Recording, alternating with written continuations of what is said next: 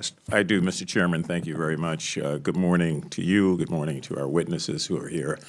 And I want to just personally thank Chairman Sessions for the manner in which we continue to meet each other halfway, even though we're on different sides of the aisle, to come together to find a way, at least, to release the federal government of some of its ailments, particularly this whole notion of improper payments, waste, fraud, and abuse. We did that throughout the 118th Congress, and my colleagues and I on this subcommittee all remain laser-focused on combating those matters. And I think we also have always agreed that this is a nonpartisan matter, no matter where we are in our country or philosophically. We agree that every dollar directed to every program ought to go to the intended purpose.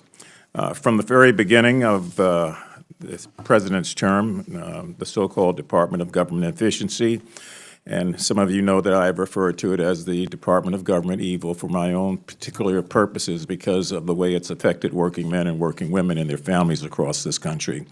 I think hardworking, dedicated men and women exist in every congressional district throughout the country, and while there is still no full, complete public accounting on all of them who have been dismissed, other than numbers, we don't know the names and the faces and the families and the children and the mortgages and everything else that's been disrupted by this.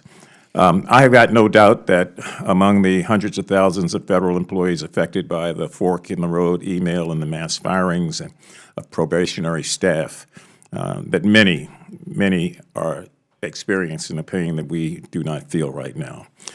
And that's not to even mention, as I'm sure the chairman would mention also, the 18 inspector generals that have been dismissed. They were like the sheriffs that were running the town and doing a damn good job at it and reporting back to this committee and both to Chairman Sessions and myself on real clear ways of trying to move us forward deliberately and focused. And I commend their work. I look forward, hopefully, to the return of some of them. And I know that their role cannot be understated. We're already in a situation where 10 of 24 agencies subject to the Payment Integrity Information Act were not fully compliant with improper payment reporting requirements as of 2022. It is the furthest thing from common sense, in my opinion, to fire the inspector generals who have a real set of experience and a body of experience addressing this problem. As witnesses have discussed in many of our previous hearings on this issue, particularly last September, combating fraud, improper payments, and abuse is not as simple as waving a magic wand or a chainsaw. Real progress relies on access to quality data. It means thoughtful partnership with agency leaders, and it means investments into the technology and the staff needed to create proper internal controls to prevent improper payments and fraud. I was proud to join with many of my colleagues on the Oversight Committee in introducing recently the Taxpayer Funds Oversight and Accountability Act, which in many respects would make important strides in addressing these challenges. Simply put, I think we have a real challenge before us. Not to mention the fact that sometimes we're not focusing on some of the real issues. I would call everyone's attention to the fact that the largest agency with the largest budget is still the Pentagon. And we have witnessed 7 straight audits that have failed because of problems at the Pentagon. I don't know how you can fail 7 straight audits and not become the focus of waste, fraud, and abuse. That's another story, perhaps for another time, but it is something that continues to cry out for very real attention. The GAO reported recently a total of $162 billion in improper payments in government-wide matters in fiscal 24, and that marks a significant reduction. It's almost embarrassing to say that that's a significant reduction from the $236 billion in improper payments in fiscal 2023.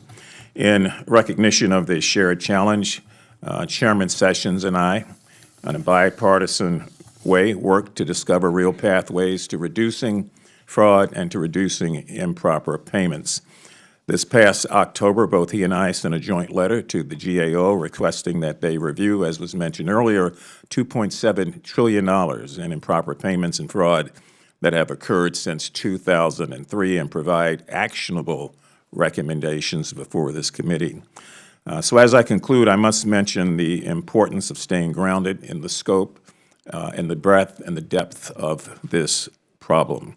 While improper payments and some fraud exist, that does not mean that the bedrock of social safety net programs like Medicaid, Medicare, and Social Security should be cut or privatized. The existence of these problems does not justify in any way mass firings of workers, failures to pay nonprofit organizations. It does not justify the fact that the government owes for work done in so many instances, and that the effort really is moving to destroy many of the federal agencies as we come to know them, even despite the claims that Social Security is rife with fraud and fraudulent payments due to, quote, long-dead individuals who are about 133 years of age. That program has a payment accuracy rate of over 90%, and that's according to the Center for Budget Priorities.